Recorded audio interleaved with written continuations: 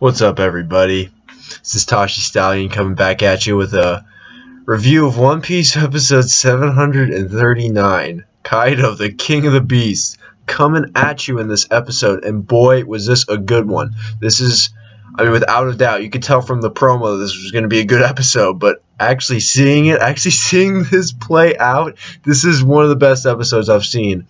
God, since I can't even probably the best episode since I don't even know. I would argue this is the best episode since the time skip. I'm gonna put that out there. I mean, Luffy versus Doflamingo was pretty sick. There were some cool episodes in Dressrosa all throughout. There were some pretty sick episodes in Punk Hazard, and Fishbone Island had its moments too. But this is the best episode since the time skip. And you know what?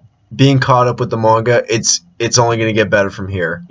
This is just the beginning of what's to come, and boy, was it incredible. All right, I'm not even going to talk about the stuff that happened at the beginning of the episode with Zoro and Kiros and all that. Whatever. Just forget about that. I will mention though, Zoro and Kiros sharing a drink. That was pretty cool. I enjoyed that. Zoro's like, "Hey, you want to have a drink?" And then Kiros is just like, "Oh yeah, I want a drink." I was like, "All right, let's go." But forget about all that. We go to Zoe. We see Zoe for the first time in the anime, and boy, does it look phenomenal. I mean, the greenery, everything about it, it just looked sick. It looked unbelievable. And then we get the whole thing with the rain shower, and then it's almost like a boat chase, like something out of like an Indiana Jones film or something. And you got Sheep's Head and Jim Rummy on some fucking animal chasing Nami and Chopper and no, it wasn't Chopper. It was Momonosuke. Nami, Momonosuke, and Brook. And they're getting chased, and they're flowing down the stream, and you got Jin Rummy, and you got Sheep's Head, and they're chasing after him. And then, cool shit, all cool shit throughout. And then, what's his name? Brook, and then Sheep's Head. Yeah, Sheep's Head. They're fighting, and then Sanji comes out, and Sanji just gives him the kick right into the face. I forgot exactly where he kicked him, but my mind right now, he's getting kicked in the face. But yeah, he kicks Sheep's Head right back into the water, and then you got that Sanji theme again. It's like Sanji is back, baby. Sanji is back, and he is here to stay. This is the year of Sanji, so we at least get a cool moment with him in the anime. He's not going to be back for a little while, but we get a sick moment before he comes back, and he's going to have some moments coming up in the manga, so hopefully by the end of the year that stuff's getting animated. So yeah, Sanji, sick moments. Even the moments with him arguing with Caesar Clown at the beginning, towards the beginning of the Zoe segment. Sick stuff, unbelievable. Loved it. Seeing Sanji back again was so cool, but forget about Zoe. We're going to have plenty of time to talk about Zoe in the anime in the upcoming weeks and months, where the Zoe arc is going to be, what they're covering. Like, we're about to go to Zoe, so let's forget about all of that stuff, and let's get to the main event, all right? All of a sudden, the scene switches. You got Captain Kidd and his alliance at their base having a good time, and all of a sudden, just right out of the air, something just comes right out of the air and makes this big hole in the ground. And you know what it is. If you read the manga, you know what it is. Even if you watched the anime up until this point, you probably know what it is. They go over to look at this hole, and it looks like a man. It looks like a beast, more like it looks like a beast. And they're looking at it, they're just like, holy fuck, what is this? What is this? And then you get this awesome flashback to it. Literally, it's like 3 minutes earlier, and it's got this, cool like dissonant sound that happened that's showing all these balloons in the sky. And then you got Mad Monk of Rouge, and he's up there in a sky island, and then Kaido's coming, he's looking over this edge, like, I'm gonna jump off, I'm gonna do it. And then Rouge is just like, oh my god, this guy's a nut, this guy is a nut. But whatever, like, let's just let him do what he's gonna do. And then Kaido jumps down. We get some sick animation when he's falling through the sky. You get this like POV look where he's racing through the clouds, and you got Rouge, he's praying. He's like, oh man, that was so sick seeing like somehow that they got Rouge to tie into this, because you got a lot of supernovas playing into this whole stuff with Kaido. Of course, you got, Killer, Basil Hawkins, Scratch Manapoo, and Kid. They're really directly encountering Kaido, but it was cool how they were able to, or Oda, how he's able to put in Mad Monk Rouge in this too, but that's besides the point. That's more manga discussion. Let's get back to this episode.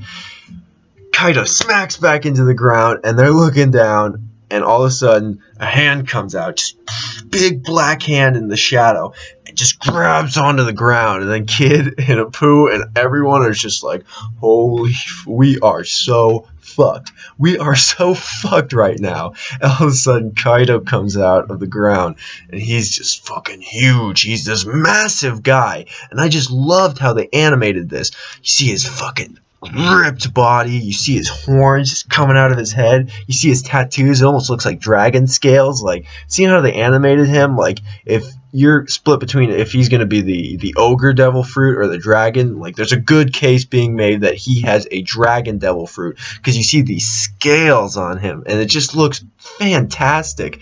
And he's rising up, and the shot is panning up slower and slower, and you get to his face, and he is pissed. He's just like, I can't kill myself. I can't even kill myself, Like, he can't do it. He just can't do it. Like, God, cut a guy a break. They had all those cool shots where, like, oh, man, like, try to stab him. It's not going to work. The guillotine is going to, like, you can't even kill him with a guillotine. It will shatter. The blade will shatter.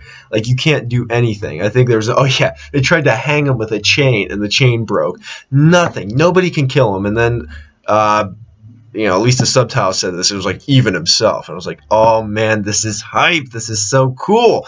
And then you get that line from the manga that I really love. It's just like it's so out of nowhere. Like, yeah, on a one-on-one, I'll take Kaido.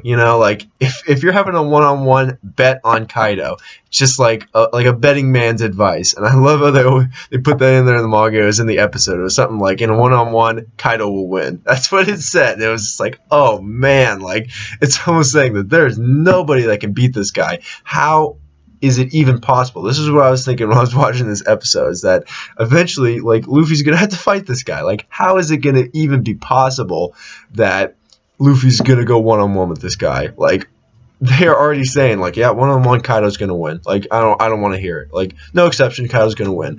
But man, I am excited to see how Luffy's gonna take this guy down. But besides the point, oh man, we get to Kaido's voice, and the music in the background is so good. It's just so complimentary to this scene. It's very just big and grand, and Kaido starts talking, and he's got an amazing voice. It is unbelievable. I love his voice. Oh man, I thought they were just going to give him a stereotypical, just like big, deep voice, and many of that sense they kind of did, but it just, I don't know, something about it sounded so unique. And when he talked, she's like, I'm going to start the biggest war. It was like, oh man, this is it. Oh my god. One Piece episode 739. Everything about it was great. I mean, some of the stuff at the beginning was okay, but once you see Zoe, and especially once you see Kaido, you can see what I mean. And what I said about best episode since the time skip, I believe it. I sincerely believe this. I'm going to put this out there. Like, everything from the time skip up to this point that's all its own thing. Everything is its own thing. Fishman Island, Punk Hazard, and Dressrosa. Just group that all together. And everything after this point now is just totally different. Like, a whole new story is being started. Everything up from the time skip to this point was just a precursor for this moment. A precursor for what's to come. And this moment is, the divider. This is what's setting everything apart. From now on, this is it. This is almost like a new beginning to the series, and it was unbelievable in the anime. It was a great manga chapter way back in 795. Awesome manga chapter, but anime did a fantastic job, and I cannot wait. We're basically done with the Zoe arc in the manga, but like, this just reaffirmed my excitement for what's going to come up in the future with Wano and Kaido. I cannot wait to see what's going to go down. Luffy versus Kaido is going to be unbelievable. It's going to be maybe a couple years from now, but I don't care. Let's go. Kaido-sama, King of the Beast, Yonko Kaido. Unbelievable episode, 10 out of 10. Go check it out. I don't care if you're caught up with the manga. If you're caught up with the manga, go watch it. If you're caught with the anime, go watch it. Even if you've never seen an episode of One Piece, check out episode 739. It is just beautiful, the way they animated it, everything all together. So hype, so unbelievable. Oh man, I got nothing else to say, but yep, take care everybody, and go watch this episode. Seriously, it's a good one.